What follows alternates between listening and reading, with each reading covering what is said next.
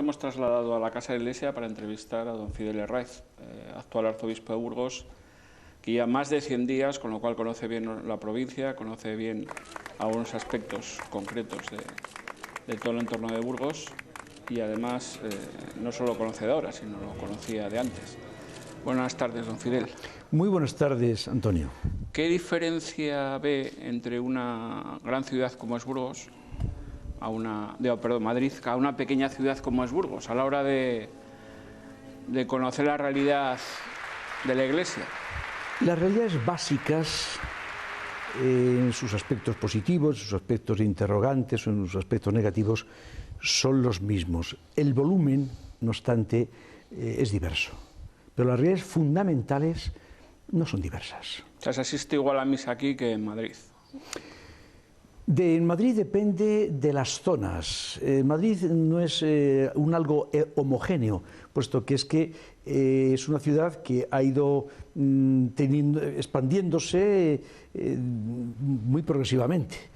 Entonces, las barriadas tienen sus configuraciones, incluso sus aspectos específicos. ¿También desde el punto de vista de la Iglesia? Sí, ciertamente. ¿De la fe? También. O sea, hay barriadas más creyentes que otras. Más practicantes. Ha habido barriadas que se han configurado viniendo de un modo bastante significativo de las mismas zonas de fuera de Madrid, con unas religiosidades específicas en sus lugares de origen. Y eso ha hecho que efectivamente pues, tengan también incluso en la práctica religiosa sus costumbres propias. ¿Por qué eligió visitar los monasterios de clausura lo primero durante los primeros meses que ha estado en Burgos? Lo hice intencionadamente. En la Iglesia tenemos que estar viendo las dos realidades de el ser de la Iglesia y el hacer de la Iglesia. Una realidad fundamental en el ser e incluso en el quehacer de la Iglesia es la vida contemplativa. Es verdad que tenemos que estar realizando en el día a día tantas acciones, tenemos que estar, por supuesto, ofreciendo la buena noticia, pero la Iglesia se fundamenta y se nutre más desde lo hondo, desde lo más esencial, que es su relación con Dios, imprescindible para después poder anunciar coherentemente la buena noticia. Y en este sentido, la vida contemplativa es esencial.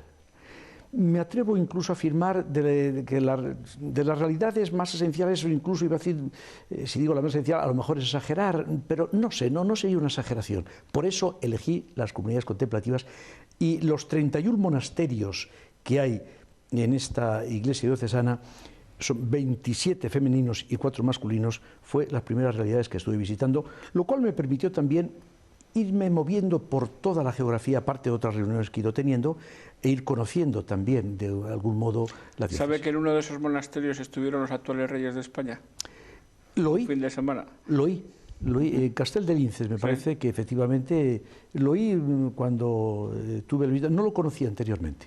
¿Y con los camaldulenses también ha estado, con los ermitaños? También. No es fácil la llegada allí.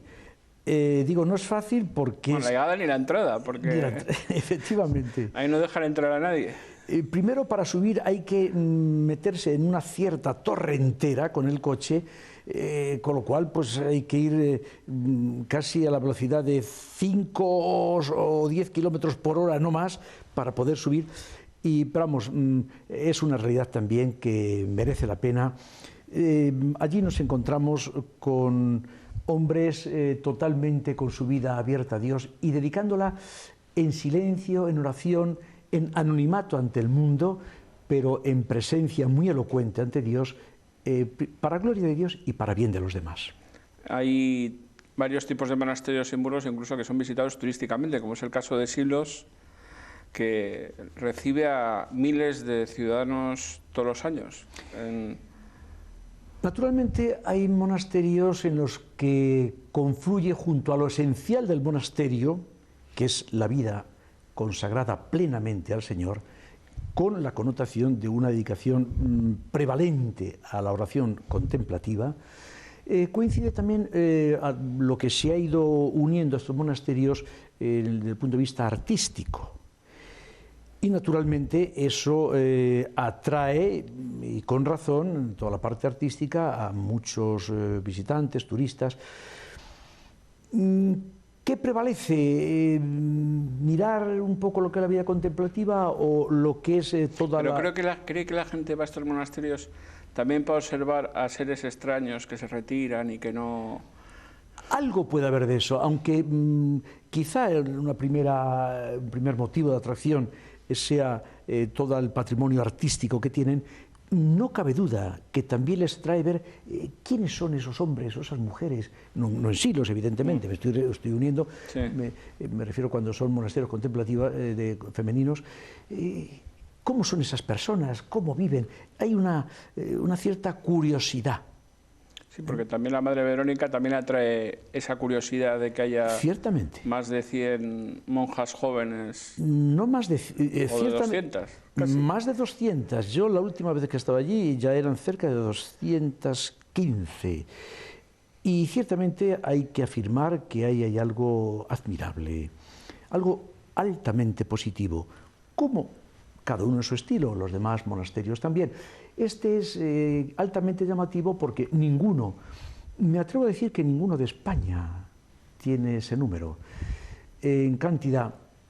Incluso el ambiente que allí se ve, ver pues unas mujeres abiertas y consagradas al Señor con todo su ser, todas ellas prácticamente con magníficas carreras universitarias, con puestos en la sociedad, también en otros monasterios, no estoy haciendo la exclusividad en este, pero ya que Antonio me ha citado este, sí decir que es un signo también de la, yo al menos así lo veo, es un signo de la presencia del Espíritu del Señor en este momento en la Iglesia y de las respuestas concretas de personas jóvenes.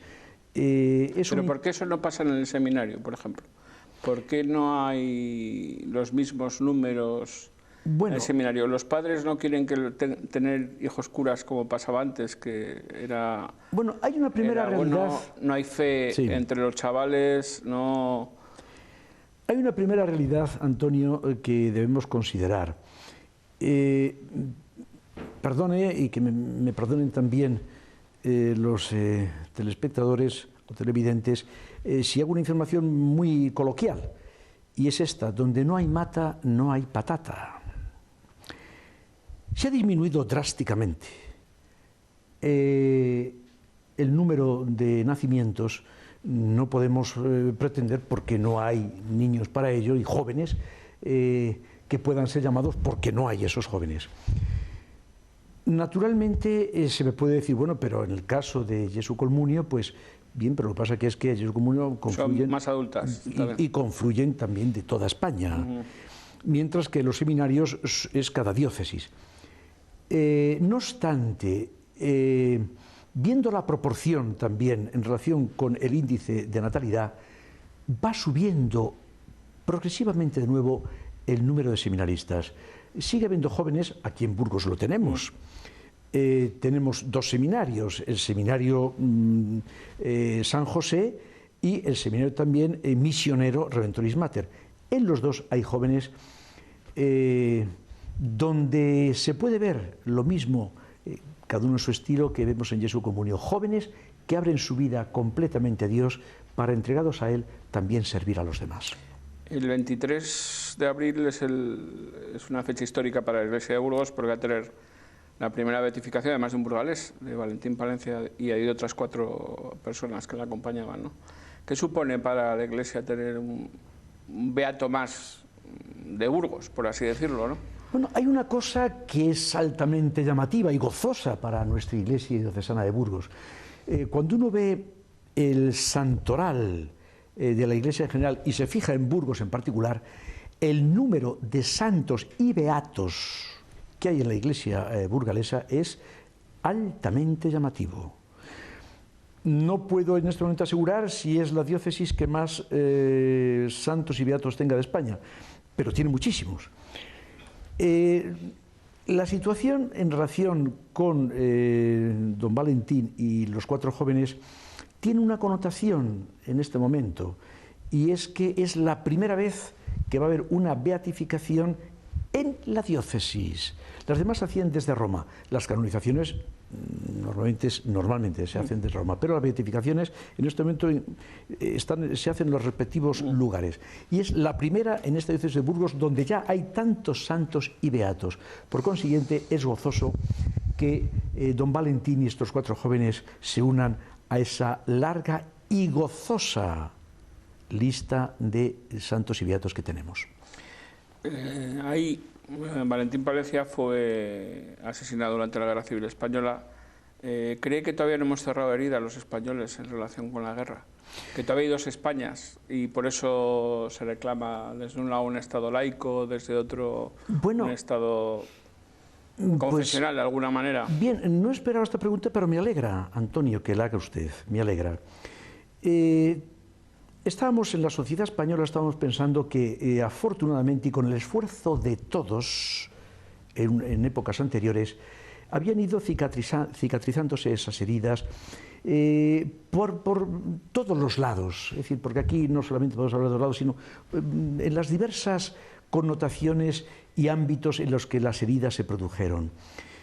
Y pensábamos que ya, y además nos alegrábamos de que así fuera. Sin embargo, yo sí puedo decir que desgraciadamente en estos ultimísimos años, a mí me parece que no solamente de una manera no deseada, sino claramente desafortunada, se han reabierto esas heridas, innecesariamente e incluso perjudicialmente para todos. Pero usted cree, por ejemplo, de la parte de esta que se están buscando todavía identificación de los cuerpos de gente asesinada por parte de los republicanos, que están buscando, la Iglesia apoya también esa búsqueda de los cuerpos, identificación. Hombre, de las fosas comunes. En fin, cada uno de los hijos de Dios tenemos que verlos con ese respeto. Primero, son hijos de Dios. Y el respeto que tenemos a los cuerpos, cadáveres de unos, tenemos que tener a los de otros. Dios nos ama a todos. Y nosotros tenemos que estar también abiertos como hijos de Dios, pues los unos a los otros, en orden a vivir lo que es la coherencia evangélica. Pero aquellos que no creen, ¿cómo pueden entender que Dios nos ama a todos? Bueno, lo que sí pueden ver los que no creen es si nosotros amamos y somos capaces de perdonarnos entre nosotros. Eso, independientemente de sus creencias, es algo que pueden constatar. Naturalmente que a algunos, o a bastantes, les puede interrogar por qué incluso hay personas que son capaces de perdonar y perdonar de corazón e incluso amar a sus enemigos. Solo esto tiene explicación desde un seguimiento real y vivo en este momento a Jesucristo. La financiación de la Iglesia Católica, un 23% viene de la declaración de la renta, de la X de la declaración, el 70 y tantos % restante lo aportan los propios católicos, donaciones. ¿Cree que sería mejor que el total de lo que recibe la Iglesia Católica fuera aportado por los propios católicos directamente, no fuera a través del...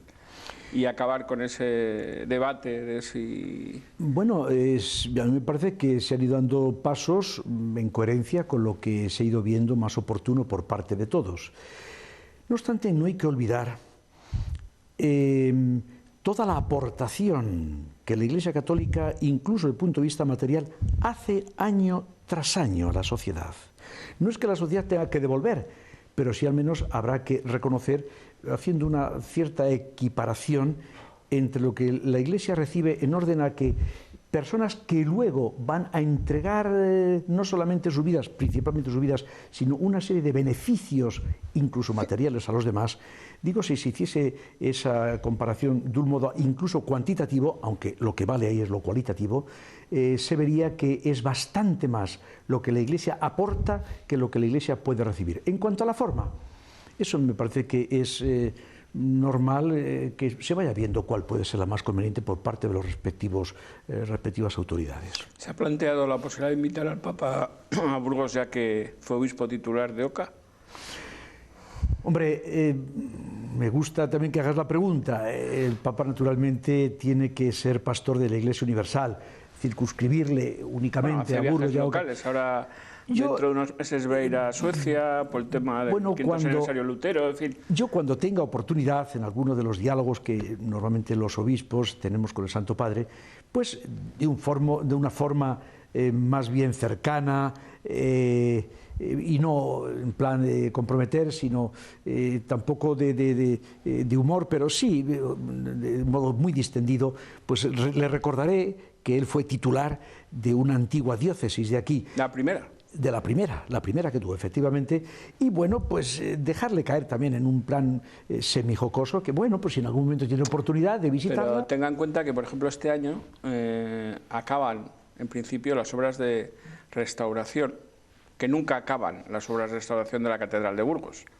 Pero este año, después de más de 20 años trabajando en la catedral, va a quedar pizpireta, vamos, sí, con la aportación sobre todo de muchas empresas, del propio Cabildo, de instituciones. Sería un buen momento, no sé.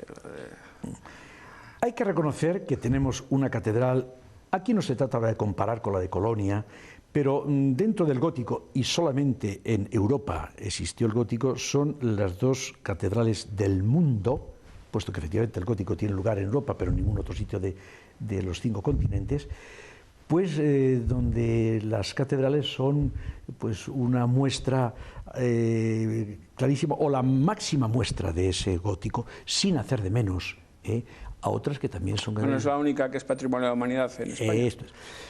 Entonces, también es de agradecer enormemente que se haya rehabilitado durante todos estos años. Es verdad que ha quedado preciosa, es verdad que es un modo de cultivar y de cuidar el patrimonio que hemos recibido del pasado, patrimonio que se hizo desde la fe, no se hizo desde un mero interés o por lo artístico ni por ningún bien económico. Únicamente fue la fe la que dio origen a todo ese patrimonio de la catedral y el inmenso y riquísimo patrimonio que tiene esta diócesis de Burgos. Hablábamos del Papa. ¿Qué entiende usted qué quiere decir el Papa cuando habla a los cardenales, a los obispos, de salir a las periferias? Pues estar abiertos a todos, a todos. Es decir, todos corremos el riesgo, la Iglesia y otras entidades y los gobiernos, de, sin ningún tipo de mala voluntad, pues quedarnos en lo más inmediato que tenemos y olvidar lo que es el conjunto de la realidad social.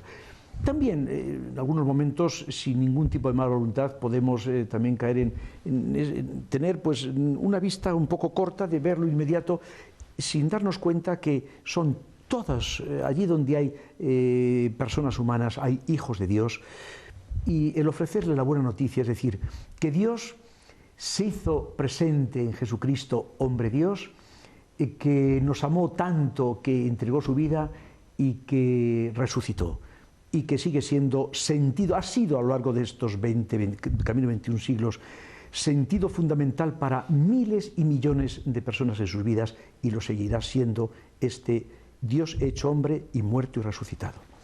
¿Cómo puede colaborar la Iglesia local con la crisis de refugiados que vive Europa ahora mismo, muchos de ellos cristianos? Bien, por supuesto que Burgos, yo he visto que en este sentido y en el sentido de apertura social está en buen nivel, y me atrevo a decir incluso en muy buen nivel. Todo aquello que sea factible, sin duda lo hará, incluso hará que sea factible lo que sin moverse no lo sería. Esto significa que intentará, pues dentro, repito, de lo que es el marco general que se establezca civilmente, el poder acoger a cuantas personas sea factible. ¿Qué le pide usted a los sacerdotes de la diócesis? Tenemos un clero muy bueno, en calidad y en cantidad. Me atrevo a hacer una división muy rápida. Tenemos cerca de 400 sacerdotes, de los cuales la parte más importante, que son los, vamos, todos, cada uno de ellos, tenga la edad que tenga, naturalmente son personas abiertas a Dios y a los demás, y haciendo de mediadores sacerdotales en las sociedades de la Iglesia para los demás. Pero justamente el grupo más importante son los sacerdotes comprendidos de los 40 a los 75 años, que hay cerca de 230. Después hay unos 140 de más de 75 años y hay unos 20 de menos de 40 años. Creo magnífico. Está entre además, 40 y 65, la gran mayoría. Sí, pero con además otro aspecto que es muy importante tener en cuenta, la facultad ha sido un factor, aparte de la magnífica formación que han recibido en el seminario, la facultad ha sido un factor para que sean sacerdotes también muy bien formados. Bien, ¿y qué les pide? Les pido que vivan, y además lo están ya viviendo, únicamente les animaré a que lo sigan viviendo, que vivan su unión muy sincera, muy honda, muy verdadera con Dios y su entrega también diaria a los demás. La mayoría de los católicos en España, y entiendo que en Burgos también, la mayoría de la gente se declara católica, pero la mayoría de la gente también no practica, o sea que la mayoría de la gente son católicos no practicantes. ¿Por qué cree que existe desde el bautismo, hacen la primera comunión, algunos llegan a la confirmación y luego dejan de practicar? Es una de tantas incoherencias que también se dan en otros ámbitos de la sociedad. En fin, lamentablemente los seres humanos, digo lamentablemente, no siempre somos coherentes. Ojalá viviésemos siempre esa coherencia. Quienes van redescubriendo, depende mucho siempre de la formación. Es decir, no basta simplemente con que seamos bautizados, sino que tiene que haber siempre un proceso continuo de incorporación a lo que conlleva ese bautismo, a lo que conlleva el ser miembros de la Iglesia.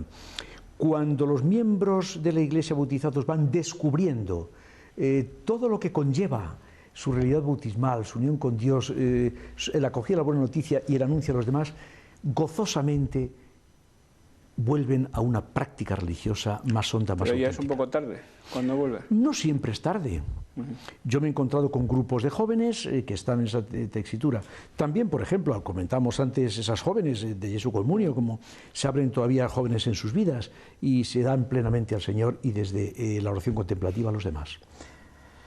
En España ahora mismo 3 de cada 10 matrimonios son por la Iglesia y el resto son civiles. Ha cambiado la perspectiva.